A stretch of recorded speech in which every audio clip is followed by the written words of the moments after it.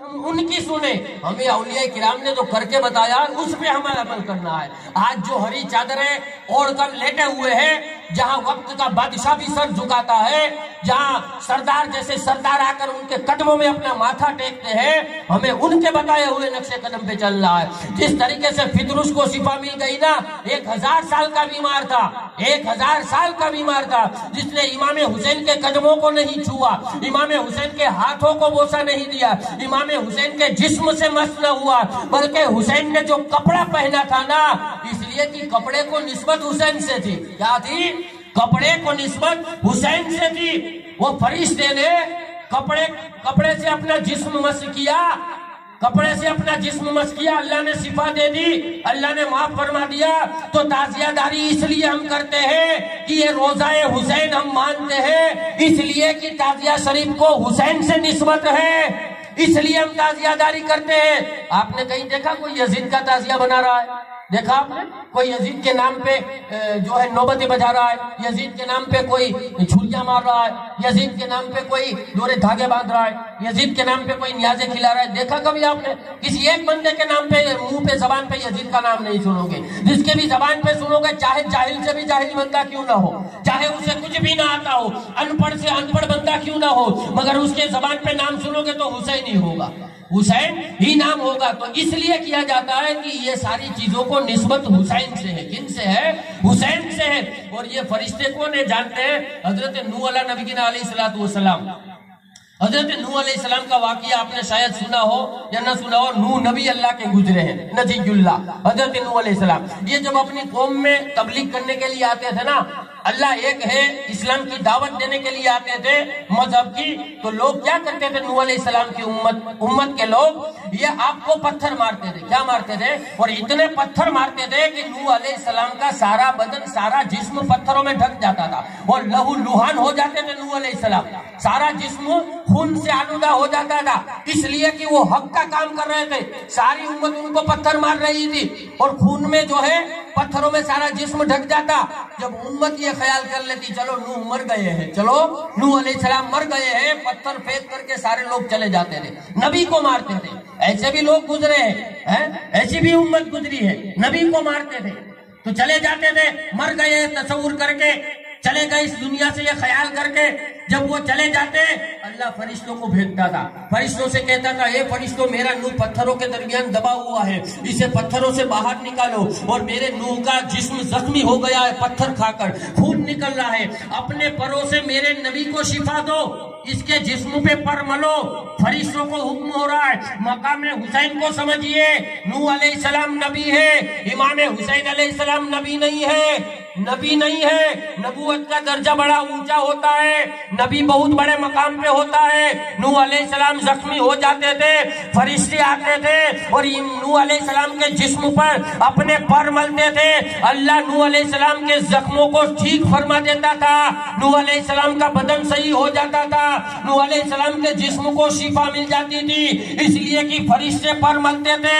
تو نوح علیہ السلام جیسا اللہ کا نبی اگر زخمی ہو جائے اور جسم سے خون نکلتا ہو، جسم سے خون نکلے تو فرشتے آئے اور پر ملے تو نوح نبی کو شفا مل جائے، اور جب وہ فرشتے خود زخمی ہو جائے تو حسین کے قدموں میں آئے تو وہی فرشتوں کو اللہ حسین کے صدقے میں شفا عطا فرماتا ہے، حسین کے صدقے میں انہی فرشتوں کو۔ مقام تو سمجھ لیے کیا میرے آقا حسین کا مقام ہے، جو فرشتے نبی کے جسم پہ اپنے پر ملتے ہو، نبی کو شفا ملتی ہو، وہ فرشتہ جب اپاہج ہو جائے تو حسین کی بارگاہ میں آتا ہے، اے حسین، اے حسین تو شفا عطا فرما دے۔ اور حسین 3 دن کا ہے، 1000 سال کے بیمار فرشتے کو شفا عطا فرما رہا ہے۔ حسین کی عظمت تو دیکھیے، اسی لیے آقا نے فرمایا الحسین منی وانا من الحسین، حسین مجھ سے ہے اور میں حسین سے ہوں۔ سادہ لفظوں میں سمجھاؤ، اگر کوئی انسان ہو، اس کا دادا بڑا ہوم منسٹر ہو،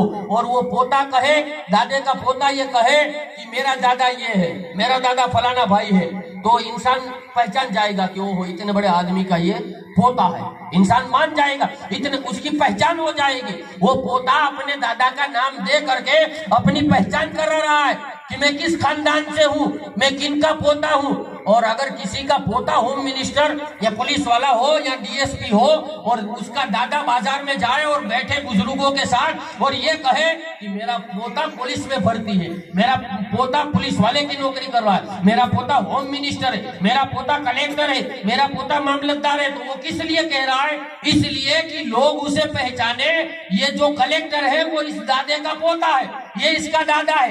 دادا اپنی پہچان بتانے کے لیے لوگوں کو بتاتا ہے۔ اگر دادا بڑے مقام مرتبے پہ فائز ہو تو اس کا بیٹا پوتا بتاتا ہے کہ بھائی میں ان کا بیٹا، میں ان کا پوتا ہوں، تاکہ لوگ اسے پہچانے، مگر یہ دنیاوی رشتہ ہے۔ مصطفیٰ خود بتا رہے ہیں میں حسین سے ہوں۔ اب مصطفیٰ کو ساری کائنات جان رہی ہے، مصطفیٰ کو یہ کہنے کی کیا ضرورت ہے کہ میں حسین سے ہوں؟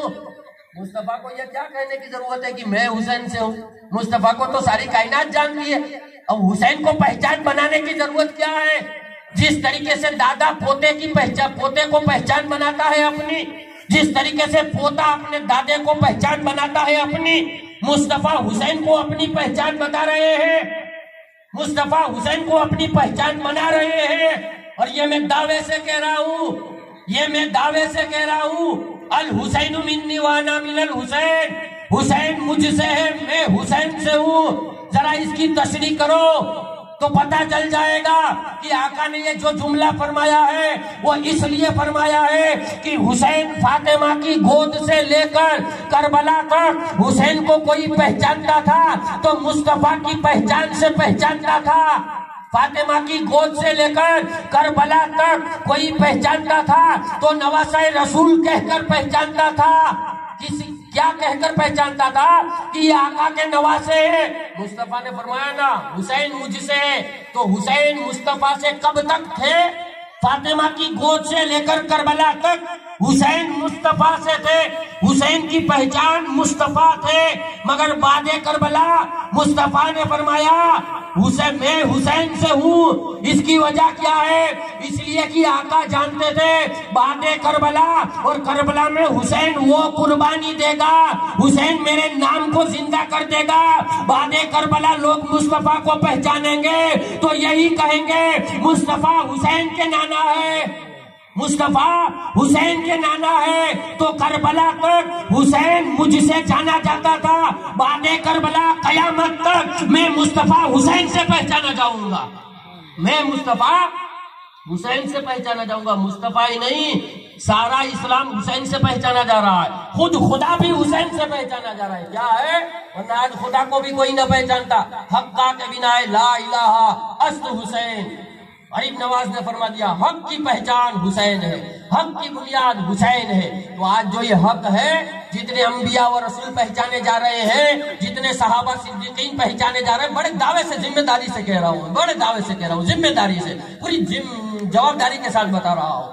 اگر خدا بعد کربلا پہچان ہے تو امام حسین کی وجہ سے اللہ کو پہچانا جا رہا ہے، امام حسین کی وجہ سے قرآن کو پہچانا جا رہا ہے، امام حسین کی وجہ سے اذان سنی جا رہی ہے، امام حسین کی وجہ سے نماز سلامت ہے، امام حسین کی وجہ سے کعبہ سلامت ہے، امام حسین کی وجہ سے مصطفیٰ پہچانے جا رہے ہیں، امام حسین کی وجہ سے صحابہ پہچانے جا رہے ہیں، امام حسین کی وجہ سے کلمہ پہچانا جا رہا ہے، امام حسین کی وجہ سے ایمان کی حفاظت ہو گئی ہے، امام حسین کی وجہ سے اللہ کی صدائیں بلند آ رہی ہے، امام حسین کی وجہ سے اسلامی نام رکھے جا رہے ہیں، امام حسین کی وجہ سے مسجدیں اور مدرسے قائم ہیں، امام حسین کی وجہ سے نیازیں دلائی جاتی ہے، امام حسین کی وجہ سے مجلسیں سجائی جاتی ہے۔ جو کچھ ہے وہ سب کچھ امام حسین کی وجہ سے ہے، جو کچھ ہے وہ سب کچھ امام حسین کی وجہ سے ہے۔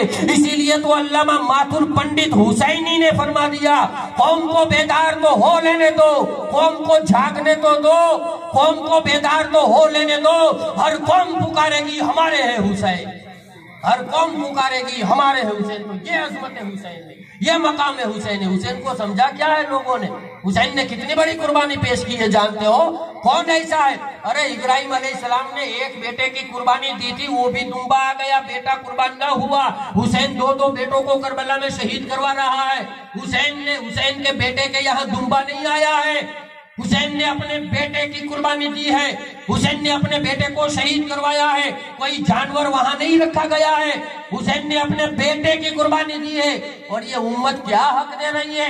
اسماعیل نبی علیہ السلام کی قربانی آئے تو بندہ قربانی کرتا ہے، اور کرنا بھی چاہیے، اس لیے کہ اسماعیل اور ابراہیم علیہ السلام یہ حسین کے بھی دادا ہے، مصطفیٰ کے بھی دادا ہے، اور یہ واجب کر دی گئی ہے قربانی، تو یہ کرنا بھی چاہیے، اس لیے کہ حسین کے دادا کی ابتدا ہے، کیا ہے؟ حسین کے دادا کی شروعات ہے، قربانی کی شروعات حسین کے دادا نے کی تھی، اور عرب کی سرزمین پر جہاں مینڈھا کٹا تھا بیٹا نہیں قربان ہوا تھا، اور اسی دادا کی قربانی کی شروعات کی انتہا اور حد کربلا میں پوری ہوئی، جہاں دمبا نہیں، حسین نے اپنے بیٹوں کو اللہ کی راہ میں شہید کروایا تھا۔ تو یہ قربانی جو ہے، یہ قربانی کی حد حسین نے پوری کی ہے، وہاں اسماعیل کی ابتدا تھی، یا حسین کی انتہا ہے، یہ کلیجہ حسین کے علاوہ کسی کے پاس نہیں ہے۔ وہ لوگ کہتے نا اگر سجدے میں سر کٹانے کی شرط نہ ہوتی تو یہ وہ زمانہ ہے کہ آج ہزاروں حسین بن جاتے، لاکھوں حسین بن جاتے، ہر کوئی حسین کا دعویٰ کرتا، کوئی مثال شاہ شکلین بن نہ سکا، اس نور کا دو نور عین بن نہ سکا، ولی بنے، وسی بنے، نبی بنے، خدا بھی بن گئے، مگر حسین کوئی بن نہ سکا، حسین کوئی بن نہ سکا۔ فرعون جیسے فرعون نے، نمرود جیسے نمرود نے خدائی کے دعوے کر دیے کہ ہم خدا ہیں، مگر حسین کا دعویٰ کسی نے نہیں کیا، حسین کا دعویٰ کسی نے نہیں کیا، اس لیے کہ حسین بننا آسان بات نہیں ہے، سارا گھرانہ اللہ کی راہ میں قربان کرانا پڑتا ہے، سارا گھر اللہ کی بارگاہ میں قربان کرانا پڑتا ہے، قربانیاں دینی پڑتی ہے، تب جا کے حسین بنتا ہے۔ تو شاعر نے کہہ دیا نہ کوئی دوسرا خدا نہ کوئی دوسرا حسین، خدا بھی ایک ہے اور حسین بھی ایک ہے۔ تو آج جو کچھ پہچانا جا رہا ہے نا، آج ہم اپنے آپ کو مسلمان کہتے ہیں نا، یہ صدقہ میرے حسین کا ہے، یہ صدقہ، ورنہ آج گھر گھر یزید ہوتے، گھر گھر پلید ہوتے، اس لیے کہ یزید تو تھا ہی پلید، یزید تو تھا ہی ظالم، یزید نے جو ظلم میں کوئی کسر باقی نہیں رکھی تھی، یزید شریعت کا توڑنے والا، قرآن کی بے حرمتی کرنے والا، اسلام کے قانون پہ عمل نہ کرنے والا، کعبہ کی بے حرمتی کرنے والا، نبی کی بے حرمتی کرنے والا، نہ نبی کی شریعت کو مانتا تھا، نہ قرآن کو مانتا تھا، نہ دین مذہب کو مانتا تھا، نہ اللہ کو مانتا تھا۔ کون کہتا ہے یزید مسلمان تھا؟ اللہ قرآن میں فرماتا ہے وَالْكَافِرُونَ هُمُ الظَّالِمُونَ، جو ظلم کرتا ہے وہ اللہ کے نزدیک کافر ہے۔ کون؟ قرآن کہہ رہا ہے، قرآن وَالْكَافِرُونَ هُمُ الظَّالِمُونَ، جو ظلم کرتا ہے وہ کافر ہے۔ یزید کو مسلمان نہ سمجھا جائے اور کبھی یہ نہ کہنا مسلمان ہے، اور کوئی بھی جو ظلم کرتا ہو، چاہے وہ کسی دھرم ذاتی کا ہو، چاہے وہ اشرف المخلوقات سے ہو، چاہے وہ انسان ہو، چاہے وہ نباتات ہو، جمادات ہو، چاہے وہ جانوروں کی مخلوق ہو، کوئی بھی ہو، اگر وہ ظلم کرتا ہے تو قرآن کے نزدیک وہ کافر ہے۔ کافر یہ نہیں ہے کہ آپ کسی کو جو ہے انسان کی فطرت سے بتا دو کہ یہ لوگ ہیں، یہ تو مولویوں نے آج امت کو کہاں سے کہاں پہنچا دیا ہے۔ مسلمانوں میں کافر نہیں ہے، مسلمانوں میں بھی کافر ہے، جو ظلم کرتا ہے وہ کافر ہے، اپنے سے کم تر کو دبائے، اسے ستائے، اسے تکلیف دے، یہ ظلم ہے، اور جو ظلم کرتا ہے قرآن کہہ رہا ہے کہ وہ کافر ہے۔ تو کسی پہ ظلم نہیں کرنا ہے، یہ ہمارا دین و مذہب دھرم نہیں ہے۔ حسین ظلم کے خلاف کھڑے ہوئے ہیں، اس کے خلاف، حسین ظلم کے خلاف کھڑے ہوئے ہیں، اور ہم حسینی ہیں تو ہمیں بھی ہر ظالم کے خلاف کھڑا ہونا ہے۔ جو بھی ظلم کرے ہمیں ظلم نہیں ہونے دینا ہے، اگر ہو سکے تو جسم سے ویرود کرنا ہے، نہ ہو سکے تو زبان سے ویرود کرنا ہے، نہ ہو سکے تو دل سے ویرود کرنا ہے، نہ ہو سکے تو وہاں سے اٹھ کر کے چلے جانا ہے، مگر ظالم کو ظلم کرنے میں ساتھ ہرگز نہیں دینا ہے، بلکہ ظلم کا ویرود کرنا ہے، ظلم کا خاتمہ کرنا ہے۔ یہی حسین کا مذہب ہے، یہی حسینی دین ہے، یہی حسینی اسلام ہے، اور یہی امام علی مقام نے ہمیں دیا ہے، یہی امام علی مقام نے ہمیں سکھایا ہے۔ امام علی مقام کی بہت بڑی شان و عظمت ہے، بہت اعلیٰ مقام ہے، بہت اونچا امام علی مقام کو اللہ تبارک و تعالیٰ نے مقام و مرتبہ دیا ہے۔ امام علی مقام کے لیے حضور نے اپنے بیٹے کو قربان کر دیا تھا، آپ نہیں جانتے؟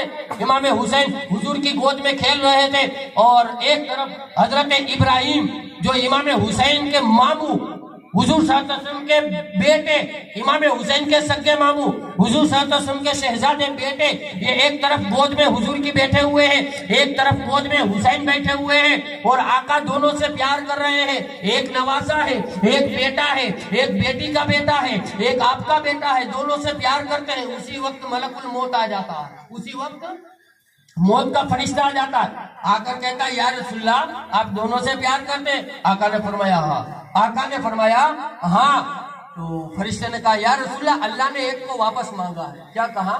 یا رسول اللہ اللہ نے ایک کو واپس مانگا ہے، اگر حسین کو رکھنا ہے تو اپنا بیٹے کو بھیج دیجئے، میں روح قبض کرنے کے لیے آیا ہوں، اور اگر اپنے بیٹے کو رکھنا ہے تو حسین کو بھیج دیجئے اور اپنا حسین کی روح قبض کر لوں میں.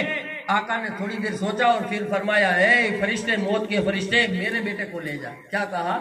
میرے بیٹے کو لے جا. آپ تو کیا نیاز کرو گے؟ کیا ہم امام علی مقام کے نام پہ لٹائیں گے؟ کیا ہم امام حسین کے نام پہ امام آقا خود آقا اپنا بیٹا حسین کے نام پہ قربان کر رہے ہیں. آقا خود اپنا بیٹا حسین کے نام پہ قربان کر رہے ہیں، ہم کیا کریں گے؟ اور کسی پہ زبردستی کبھی نہ کرنا. حسین نے جس کو پسند کیا ہے نا، وہ ضرور حسین کی خاطر سب کچھ قربان کرنے کے لیے تیار ہو جائے گا. نہیں ہوتا ہے نا تو سمجھ جانا اس کا دل اور اس کا جو ہے ایمان ابھی حسین کی طرف مڑا ہوا نہیں ہے، وہ ابھی سچا حسینی بنا نہیں ہے. چاہے وہ دعویٰ کرے اس لیے کہ حسینی مسلمان وہ ہے جس کے دل میں یہ جذبہ ہو کہ امام علی مقام کے مشن کو جاری رکھوں گا، امام علی مقام کے بتائے ہوئے مقصد کو جاری رکھوں گا، ہر ظلم کے خلاف لڑوں گا. اس کے لیے مجھے قربان ہو جانا پڑے یا میرا گھر قربان کرنا پڑے، مگر ظلم نہیں ہونے دوں گا. ظلم نہیں ہونے دوں گا. اب وہ ظلم کرنے والا چاہے سگا بھائی کیوں نہ ہو، چاہے سگا باپ ہی کیوں نہ ہو، مگر ظلم نہیں ہونے دیں گے. ظلم جو ہے نہیں ہونے دیں گے. یہ بندہ سچا حسینی ہے. آقا کی بارگاہ میں فرشتے نے آ کر کہا تو آقا نے فرمایا اے فرشتے میرا بیٹا لے جا. کیا کہا؟ میرا بیٹا لے جا. اس لیے میرا بیٹا لے جائے گا تو مجھے ہی تکلیف پہنچے گی. اگر حسین کو لے گیا حسین کی ماں کو بھی تکلیف ہوگی، حسین کے ابا کو بھی تکلیف ہوگی اور مجھے بھی تکلیف ہوگی، اور یہ مجھے گوارا نہیں ہے. یہاں ایک کو تکلیف ہوگی، جا میرے بیٹے کو لے جا. فرشتے نے حضرت ابراہیم رضی اللہ تعالیٰ عنہ کی روح کو قبض کر لیا اور مصطفیٰ نے اپنا بیٹا حسین پہ قربان کر دیا. امت کو دکھا دیا اے لوگوں وقت آ جائے تو حسین کے نام پہ قربان ہو جانا، حسین کی خاطر قربان ہو جانا، مگر ظلم نہ ہونے دینا، ظلم کے سامنے ڈٹ کر کھڑے ہو جانا. اسی لیے تو گاندھی جی نے لکھا ہے، اور ان کا آپ کا ایک قول ہے، گاندھی جی نے کہا کہ اگر امام حسین کے پاس جو 72 ساتھی تھے 71، اگر وہ ساتھی میرے پاس ہوتے تو میں ہندوستان کو فتح کر لیتا. یا آپ کا فرمان، آپ کا قول ہے. اب اندازہ تو لگا لیجئے امام حسین کے جانثاروں کا بھی کیا عالم ہوگا، امام حسین کے غلاموں کا بھی کیا عالم ہوگا، جو حسین کے نام پہ قربان ہونے کے لیے تیار، جو حسین کی خاطر اپنی جانیں فدا کرنے کے لیے تیار، حسین کے لیے مصیبتیں، تکلیفیں، پریشانیاں اٹھا رہے ہیں. اور یہ بات یاد رکھنا، جب آپ سچے حسینی بن جاؤ گے نا تو آپ پر پریشانیاں اترنا شروع ہو جائے گی. یہ مولا کائنات کا قول ہے. مولا کائنات نے فرمایا جب اگر ہم سے محبت کرو اور ہمارے غلام محب بن جاؤ تو اپنے ذہن میں یہ بات بٹھا لینا کہ اب مصیبتیں تمہیں گھیرنے لگے گی، فتویٰ بازیاں تمہیں کی جائے گی، تمہیں مسلمان اور سنیوں سے نکال کر نہ جانے کیا کیا بنا دیا جائے گا، مگر گھبرانا نہیں. مولا کائنات فرماتے ہیں مگر گھبرانا نہیں، جو ہم سے پیار کرتا ہے ہم اس کے پیار کو قبول کرتے ہیں. اور اتنی بڑی سند دی جا رہی ہے، اتنی بڑی سند دی جا رہی ہے. اہل بیت سے محبت کی جائے تو اتنی بڑی سند دی جا رہی ہے. کوئی ایسا فرمان دینے والا نہیں ہے، کوئی یہ حکم دینے والا نہیں ہے کہ ان سے پیار کرو اور وہ ہمارے پیار کو قبول کر لے. قبول بھی ہو رہا ہے، جواب بھی آ رہا ہے، قبول بھی ہو رہا ہے، جواب بھی آ رہا ہے. مولا کائنات فرما رہے ہیں اے لوگوں، ہم سے جو پیار کرتا ہے ہم اس کے پیار کو قبول کرتے ہیں، اور اپنے ذہن میں وہ اس بات کو ٹھان لے، بٹھا لے، نہ دنیا میں کوئی اس کا بال بیکا کر پائے گا، نہ آخرت میں اس کا کچھ بگڑ پائے گا. جو ہم سے پیار کرتا ہے اپنے دماغ میں اس بات کو بٹھا لے، دنیا و آخرت میں اس کی عزت کی ذمہ داری ہماری ہے، اس کی عزت کے محافظ ہم ہیں. اب مولا کائنات جس کی عزت کی حفاظت کر رہے ہو، جس کی جان کی حفاظت کر رہے ہو، اب کون ایسا بندہ ہے کہ اس کو نقصان پہنچائے؟ تو ان سے اہل بیت سے پیار کرنا یہ ہمارے لیے فائدہ ہے. دنیا بھی سنور دی جاتی ہے، آخرت بھی سنور دی جاتی ہے. آقا نے اپنے بیٹے کو قربان کر دیا مولا حسین کے نام پہ، اور چھوٹی چھوٹی عمر ہے. آپ نے کل بھی بچپن کے ایک دو واقعات سنے. ایک مرتبہ امام حسن و حسین پاک نے اور خدا نے دونوں بھائیوں کو، دیکھو میں نے کل بھی امام حسن مجتبیٰ کے حوالے سے بتایا تھا کہ امام حسن مجتبیٰ کا مقام کیا ہے. امت نے ایک بھائی کو چھوڑ دیا ہے، ایک بھائی کو پکڑ کے رکھا. یہ نہیں ہونا چاہیے. دونوں ہاتھوں میں دونوں بھائیوں کے دامن کو پکڑ کے چلو. آقا کی بارگاہ کے اندر امام حسنین کریمین نے ایک تختی پیش کی، ایک تختی لکھی تھی دونوں بھائیوں نے الگ الگ. جیسے آج ہمارے بچے مدرسے میں پڑھنے جاتے ہیں، مولا کائنات کے دونوں شہزادوں نے تختی لکھی، سیدہ کائنات کی بارگاہ میں پیش کی، ماں کی بارگاہ میں، اے ماں بتا ان میں سے کون سے حروف اچھے ہیں، کس کی تختی اچھی ہے، کس کی تحریر اچھی ہے۔ سیدہ کائنات نے دیکھا تو دل میں خیال کیا اگر یہ کہوں کہ حسن کی لکھائی اچھی ہے تو حسین کو تکلیف ہوگی، اور یہ کہوں حسین کی لکھائی اچھی ہے تو حسن کو تکلیف ہوگی۔ ماں نے فرمایا بیٹا ایسا کرو اپنے بابا کی بارگاہ میں چلے جاؤ، تمہارے ابا مولا کائنات اس کا فیصلہ فرمائیں گے۔ تب دونوں شہزادے آئے علی کی بارگاہ میں، وہ جو سارے عجب و عرم کے فیصلے فرماتے تھے، مولا کائنات جو مشکل کشا خود تھے، جن کے آگے مشکل جن کے نام لینے سے ٹل جاتی ہے، مولا کائنات کی بارگاہ میں دونوں شہزادے آئے، ابا فیصلہ کرے کس کی تختی اچھی ہے، ابا فیصلہ کرے کس کی لکھائی اچھی ہے، کس کے حروف اچھے ہیں۔ مولا کائنات نے دیکھا تو آپ نے بھی یہی خیال کیا، آپ نے فرمایا شہزادوں ایسا کرو کہ نانا کی بارگاہ میں چلے جاؤ، حضور تمہارا فیصلہ فرمائیں گے۔ دونوں شہزادے آئے مصطفیٰ کی بارگاہ میں، نانا ہم ماں کی بارگاہ سے ہو کر آئے ہیں، ابا کی بارگاہ سے ہو کر آئے ہیں، یہ تختیاں ہم نے لکھی ہے، فیصلہ کر دیجئے کس کی لکھائی اچھی ہے، کس کی تحریر اچھی ہے، کس کی تختی اچھی ہے۔ آقا نے دیکھا تو آقا نے یہی خیال کیا اگر حسن کی اچھی کہوں گا تو حسین کو تکلیف پہنچے گی، اگر حسین کی تختی اچھی کہی تو حسن کو تکلیف پہنچے گی۔ آقا نے کہا اے رب فیصلہ فرما، اے رب فیصلہ فرما۔ اسی وقت اللہ نے جبریل کو بھیجا اور جبریل سے کہا اے جبریل آسمان سے ایک ہیرا لے کر جا، ایک موتی لے کر جا اور اوپر سے موتی پھینک دے، جس کی تختی پہ یہ موتی گرے مصطفیٰ کو بتا دینا اس کی تختی بہتر ہے، اعلیٰ ہے، اس کے حروف اچھے ہیں، اس کی لکھائی اچھی ہے، اس کی تحریر اچھی ہے، اس کے الفاظ سنہرے ہیں۔ جبریل کو حکم ہوا، جبریل نے ہوا سے موتی اچھالا، کہا مصطفیٰ فیصلہ خدا فرمائے گا۔ کیا کہا؟ مصطفیٰ فیصلہ خدا فرما رہا ہے، میں آیا ہوں۔ جبریل نے موتی چھوڑا اور موتی سے کہا کہ اے موتی مجھے رسوا نہ کرنا، اے موتی مجھے رسوا نہ کرنا، کہیں حسین کے دل میں نہ کھٹک جاؤ، کہیں حسن کے دل میں نہ کھٹک جاؤ، اے موتی فیصلہ کرنا۔ وہ موتی جیسے ہی اوپر سے آیا تختیوں کے قریب پہنچا، اللہ نے حکم دیا اے موتی دو حصوں میں بٹ جا، اے موتی دو ٹکڑے ہو جا۔ وہ موتی دو ٹکڑے ہو گیا، آدھا موتی حسن کی تختی پہ گرا، آدھا موتی حسین کی تختی پہ گرا، اور مصطفیٰ نے بتایا اے نواسو اللہ نے فیصلہ کر دیا ہے، ایک کی نہیں بلکہ اللہ کو دونوں کی لکھائی پسند ہے، اللہ کو جو ہے دونوں کی لکھائی پسند ہے۔ تو اللہ کی بارگاہ میں یہ مقام ہے حسنین کریمین کا، یہ